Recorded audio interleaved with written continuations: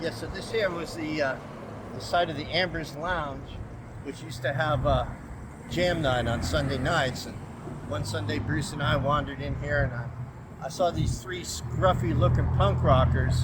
It's probably 1978, might have been 77, I don't remember. I've never seen a real punk rocker before. I saw these three scruffy guys here. They got up on stage and played, and I found out later their name was the Automatic Fathers. So months later, we had a sign up in Music Sound World looking for people to start a punk rock band. I get this call from this guy Michael, and we're talking to him about different stuff, and he's asking me, are you guys the real thing? And of course we thought we were at the time, but talked to him a little bit more, and turns out he said, yeah, my band's the Automatic Fathers. And I said, dude, I've seen your act. He said, it ain't no act. First time I ever encountered Mike playing basketball, Haskell against Northeast, and I was guarding this big tall guy.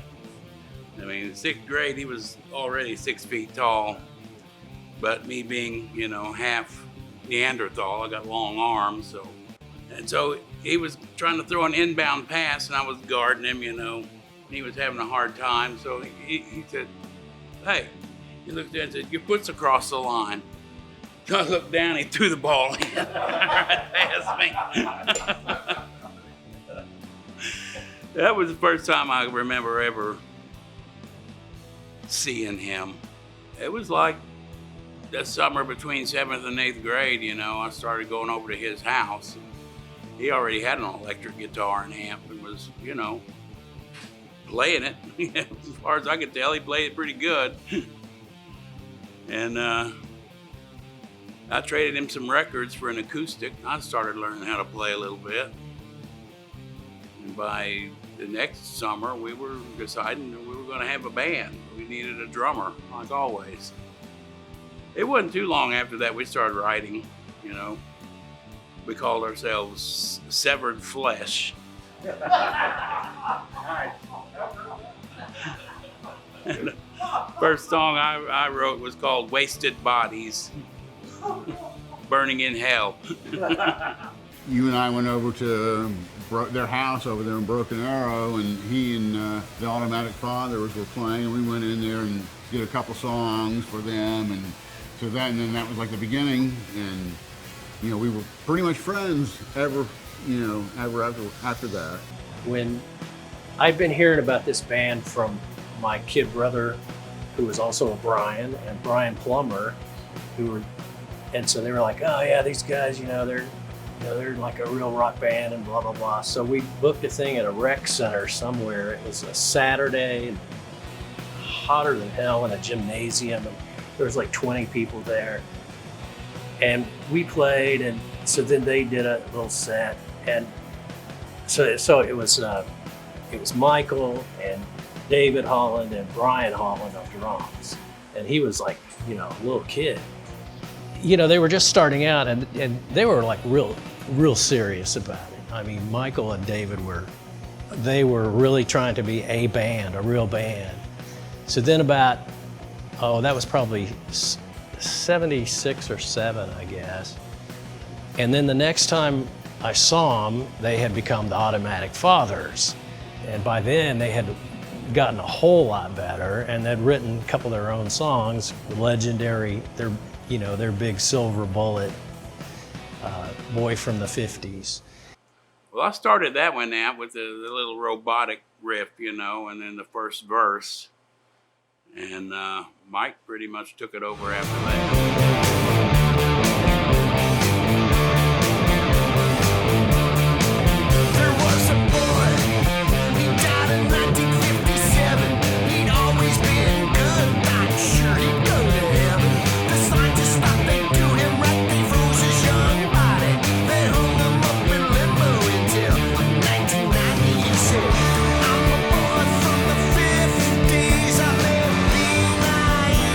I got my wits about me.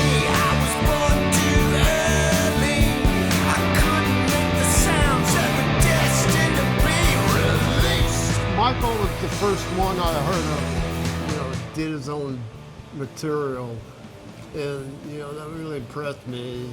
I really liked the original music part of it, because if you want to hear somebody else's songs, you just go to the radio and play the records, But the original material is what I was really interested in, the creative part of it. The first time I saw him was on the other side of Manford. And, it was pretty good. The boys from the 50s and all that was, pretty exciting stuff. Mikel Automatic was actually the first person I ever met in the scene. Scott Miller and I were at the Cain's Ballroom. I don't remember who was playing, but when we walked in, there was two guys running around putting posters out on tables. And Scott went and grabbed one of the posters, and it was the classic punk rock ransom note style of graphics. So we knew it must be a cool gig, right?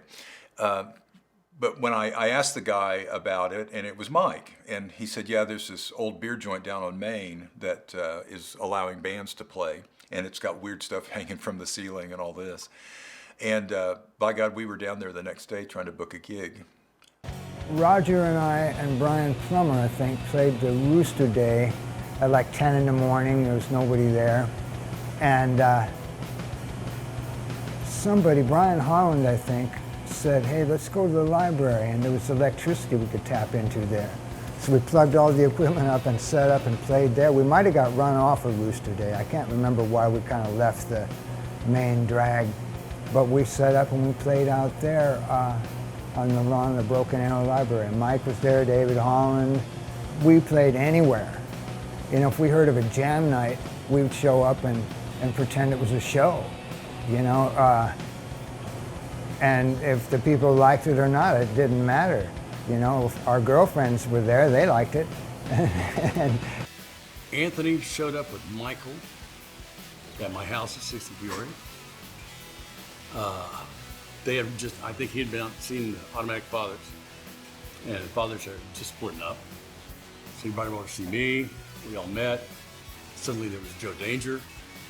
Suddenly there was David Bass, and then we had a band. So we had to take all the furniture out of my living room because we had a band. And it worked, we all just gelled right off immediately. Michael and I had a rhythm thing and a groove that was just ours. It just didn't really work with everybody else, but it was ours. And we really enjoyed playing together. Michael and I both had something in common. We play. We didn't care if it was for money, just as long as we got some free beer. But we just wanted to play. And it was a creative thing that was going on. He had some songs. Anthony wrote some songs. I was writing some songs. Joe had a whole stack of stuff. So we just threw it all out at each other. And it didn't take long for a song to gel. Michael had a knack and some interesting chord changes. Green burritos too. I'll never forget green burritos from Mike. We were that starving band. Yeah. So we'd get out and walk the sidewalk from 6th and Peoria up to about 11th Street where U Totem was. That was dinner for the day. It was green burritos. How's the microwave? I met Michael at the 6th and Peoria house because he was in that layer of band guys over there, and I just liked watching them play and rehearse there at the house, and they smoked a lot of doob too, but bring a beer over, and it was like a free show. And you got to sit on the couch, you didn't have to go into and pay a cover fee to go see him play. So I got to know him like that. And plus, my roommate was still involved with one of the players. And so it was we'd go over there together, and that's how I got to know Mike. And one night, I needed a ride home because I think I had a ride over there with my roommate, but they were going to go somewhere. And so Mike said he'd take me home, but he needed to stop and get gas. So we stopped at the gas station and he came back out. He went in to pay and came back out, and he bought this. Okay, he didn't buy it. I'm sure he just had a thought about it. And he came back with one of those giant candy bars, and he gave it to me. And I was hooked right there. I was very interested right there. I was like, huh, this guy stole a candy bar for me. He must be pretty special. Actually, the first band I ever saw in Tulsa, I think, was the Jacks. They were playing down on Boston somewhere down there. Second time I went out to the Crystal Pistol. And NOTA weren't playing. Jack Riley and the Associates were playing the first time around. The second time I went there, NOTA were playing, and that's where I first saw Mike. You couldn't really miss Mike. Mike was sort of this giant giraffe-like figure, and I believe at that time he had his hair dyed completely jet black, as I seem to remember. So there was this, he looked like perhaps an Addams Family character, this giant sort of tall thing with the black hair. And I got to know him a little bit there. He was probably, I think, already playing, I think the Automatic Fathers were over by then. I think he was playing in the New Mysterians, that's right, because not long after I first brought my 4-track down there to record NOTA, Mike asked if he could borrow the 4-track so the New Mysterians could cut a demo, and I said, sure, come around to the apartment and get it. And I remember, so I'm sitting in my little apartment on 8th Street, and it's a knock on the door, and in comes Michael, and sort of grunts a little bit, doesn't speak much, takes the 4-track, and my wife looked at me and said, "You'll never see that again." Mike comes from the humblest of beginnings, and his mom was trying to get on this government program. It's kind of like Habitat for Humanity now. It was called the 235 program back in the 70s. And they were doing a housing project down in Coweta.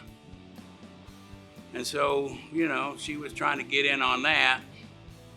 And for some reason, they turned her down. They declined her.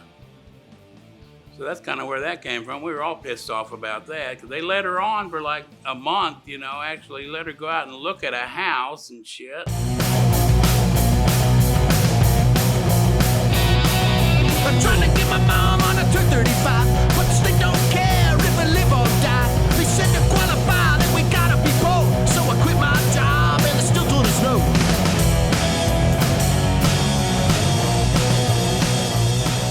I grew up in the same neighborhood as Roger Scott, and we hung out together, got into trouble together, and created mayhem around town together.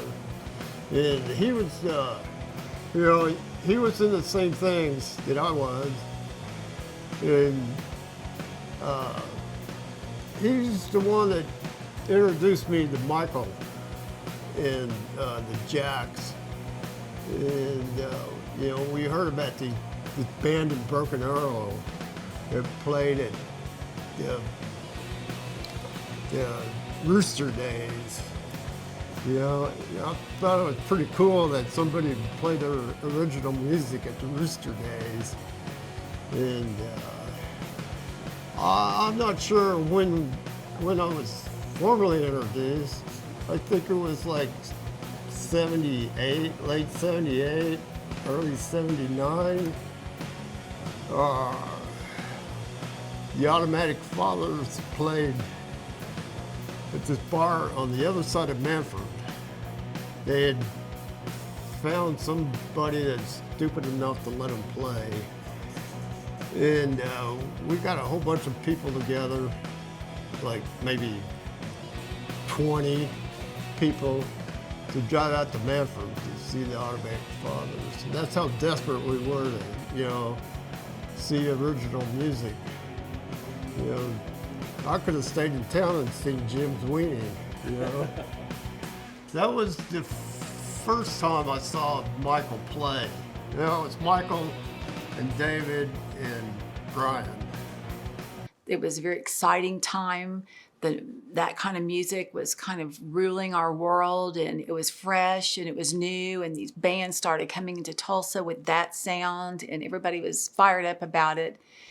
And that's kind of what we got fired up about. And about it within a year, we had decided we were going to maybe try to trek it out to Los Angeles and do it. But what we did is we went out there first to kind of look to see what it was like, and we actually went out there with another band. We chased another band out there and played with them. We went out there and kind of got a little lay of the ground. We stayed out there for about a month and decided, yeah, we wanted to do that. And so we came back, and Mike went back out there because he wanted to find a place. Meanwhile, I'm back in Tulsa, kind of getting things tied up in Tulsa to close down, you know, where I was living and my job and everything, and adios to my family because they thought I was nuts. I'm moving out to LA without a job with a punk rocker, you know. And I remember we went to, Mike's father was living at that time down in some very teeny tiny town in Arkansas, and it was not pleasant. But he wanted to help us. And he had this really old rickety, you could tow it on the back of your car. And he thought, oh, we could use that as our moving vehicle. Except it had a ton of wasps had made nests in there. And so when we went to Arkansas and saw it, I was like, oh no, I don't want any part of that. But no, Mike said, yeah, he can make that work. He can make that work. And he opened the flaps on the back, and we drove back to Tulsa, and all the wasps we left him in Arkansas as we're flying down there. So we got back to Tulsa, loaded that up, and head out to LA and started our LA life out there. And I'm gonna tell you, it was a very different life. It was fun. Yeah, just a few weeks before Mike passed, we went to Music Sound World. And we were in the car driving over there, and I just said something to Michael just offhand. I wonder why Randy Jeanette has always been such a big dick. So we went into Music Sound World, and that was the first, Mike went over, that was the first thing he said, Randy, why have you always been such a big dick? You know, Randy was, I don't think many people said that to him, so he was, but that was, that was Michael. Michael's setup was really unique because it was like really super punk. I mean, it was the definition of a punk setup. It was an Ovation Preacher. You remember those things? It was just like this hideous guitar. And you couldn't, I mean, they played like crap, but he was playing it through a Vox Super Beetle.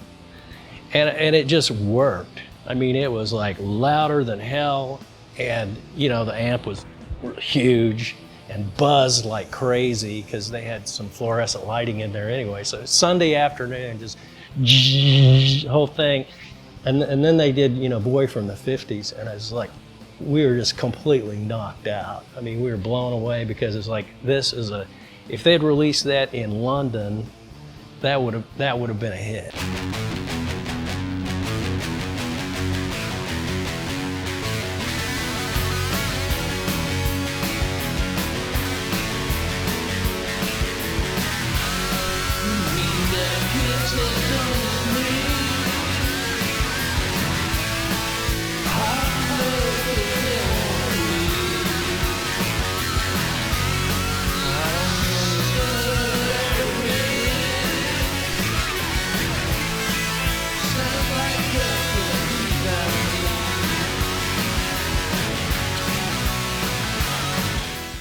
So was there a sense with you guys of feeling like you were way out of place down there in Broken Arrow and Oklahoma? You think? Do you really think?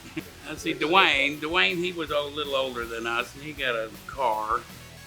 And of course, we drug Maine like everybody else. And our favorite pastime was running away from pickups full of rednecks who wanted to pull us out, beat us up, and cut our hair. Which they never actually succeeded in that. They followed us all the way back to Mike's house one time. This was right around the 4th of July. Of course, they're yelling at us out the windows of their truck, and he just walked up with like this big brick of firecrackers. They didn't see it. Of course, they were, we're gonna catch you motherfuckers and cut your hair, whatever. He just lit it and threw it in the truck with them. And they all wound up bailing out, and the truck's idling down the street without a driver.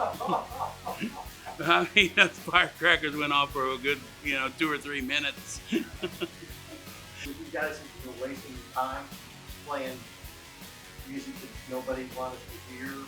No. Just like you, just like everybody here, we saw the Sex Pistols, and that just changed every fucking thing.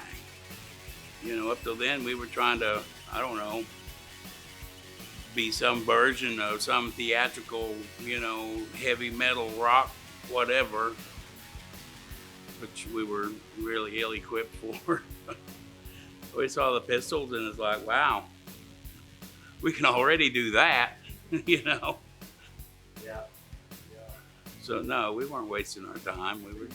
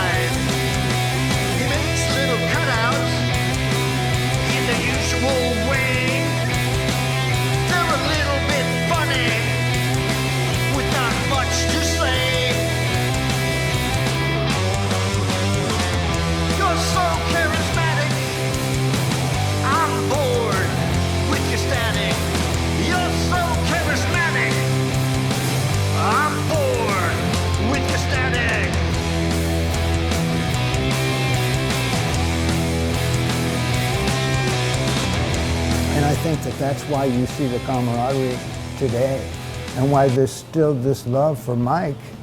It's because of his spirit. You talk about a pure rock and roll spirit. I don't think he ever did it for the money. I don't think any of us did it for the money. But I think that that energy is still alive today and it's still respected, because it's powerful and pure. Then the last time I saw Michael play, I think,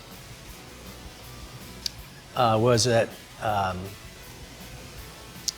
the Blue Grotto. They when the new Mysterians premiered, and so I remember going, and I was standing around with Jerry Casey, and we were pretty intimidated because here they'd gone from little high school guys to Ramones thing, and all of a sudden Michael's like they looked like they were 7 feet tall, but they were scary Frankenstein guys, and you had Jim Eason and Michael, who were really looming over. The place was so small, you were just like that far from the band. We were out there, let's see, 1, 2, 3, 4, almost 5 years, because we went out there, and then a year later we got married out there, and then a year later we had a baby.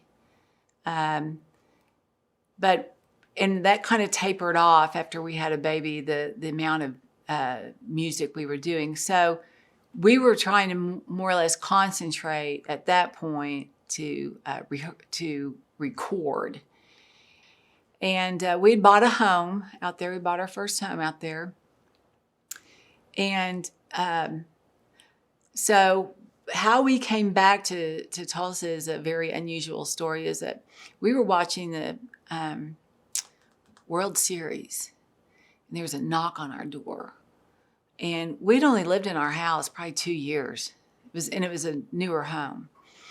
And a knock on our door, and this real estate lady was there. We're like, yeah. And she goes, I have a buyer for your house. Our house was not for sale. We didn't have it listed. It was like, what? She said we had an hour to decide, or she was going to go to the next one. And we're like, what? This is like, we're thinking we're getting scammed or something, and we're missing the game. we were watching the World Series. So we told her to come back in an hour, and she did. And we decided, well, let's go ahead and go back to Tulsa, because we could essentially pursue recording in Tulsa, and be near our families, because now we had a child. And we came back to Tulsa and didn't have any jobs or anything, but we had some money because, we made a good deal on our house. So that's how we came back to Tulsa. I didn't really get to know him until after he and Mary came back. He and Jeff, Brian Crane, me put together a band that was going to rehearse in my basement, which is a minor problem because both Jeff and Mike were like ungodly tall, and the basement had a ceiling that I think was 6'1". So we ended up digging a hole all the way around the basement, about maybe 6 by 6, and dropping it about a foot and putting concrete in it so that Jeff and Mike could stand up straight in this thing. I remember once, to Mike's disgust, I brought in, it must have been a fairly early one, a MIDI guitar, where you could play the strings and set it into a keyboard, and then set it up to this angelic voice sound or something. When you played the strings, and I said, "Hey Mike, try this, play something pretty on it." So I give it to Mike, and he plays the intro to Search and Destroy on it with the angel voices. And I was like, Mike said something pretty. And Mike said, that was pretty. That was Mike all over. That was what he did. At the end of his life, he and I had gotten back together just a few months before he passed away, and he was really concerned about his musical legacy. Was it going to be preserved, because he didn't have any vinyl. But it was a shock though when he passed, because we'd been hanging out together, and he had spent a bunch of money, got Pro Tools on his computer and all that, and he had plans, for the future, and the future just didn't happen. We really didn't have good usable Automatic Fathers songs. Everything we had sounded like it was recorded on a ghetto blaster that was under a pile of coats at the time. It was just really not usable. These songs, this is the first time they've ever been recorded on anything beyond a ghetto blaster. Yeah, the only recording that I know of for sure of the Automatic Fathers is a recording that I made of them on I had an actual, it was actually a TIAC, not a Tascam. There was, TIAC and Tascam are the same company, but I had the TIAC. It was a TIAC 4-track, big reel-to-reel thing. And of course we had that, and we had a Tapco mixer, which was 6 channels, just a piece of crap PA mixer. And then I think we had one mic that might have been an SM57, an actual Shure mic. And the other one was a realistic with a 1/4-inch jack on it, not the XLR plug or whatever they're called, it was the actual 1/4-inch high impedance, just shit mic, And I think we recorded the band with we recorded the Automatic Fathers probably onto 3 tracks, and then used 1 track for overdubs. We might have even bounced it down to stereo and then recorded over it like the way they used to do it, only of course we lacked the equipment and the expertise to make it.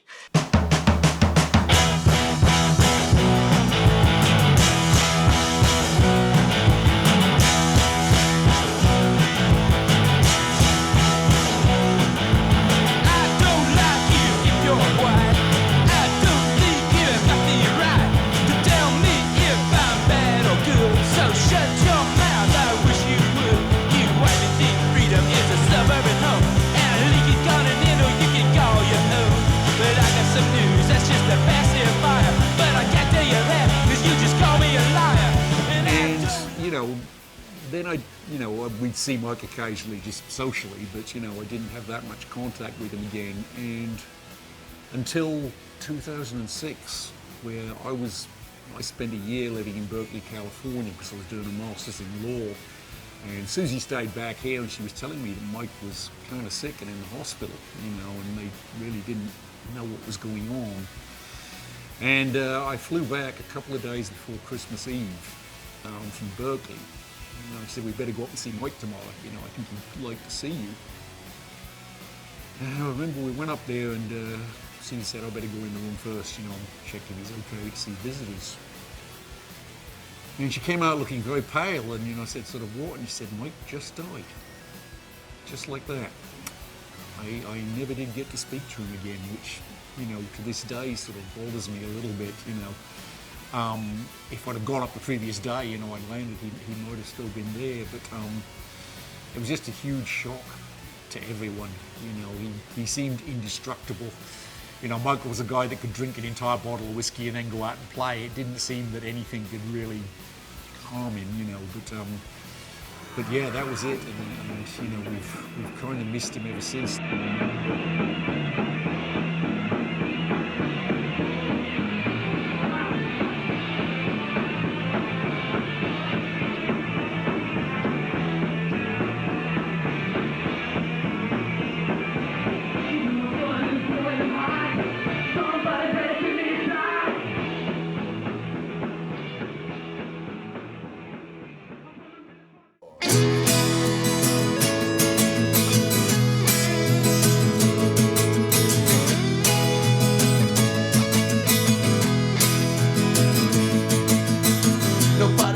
When the hero's right in front of the rise, nobody likes to be taken by surprise. Nobody likes to be told what to do all day long. Well, some people do, you know that that's the truth. If it's the truth you're after, they got plenty here to sell to you. All you gotta do is follow the master and breathe the air that they blow to you.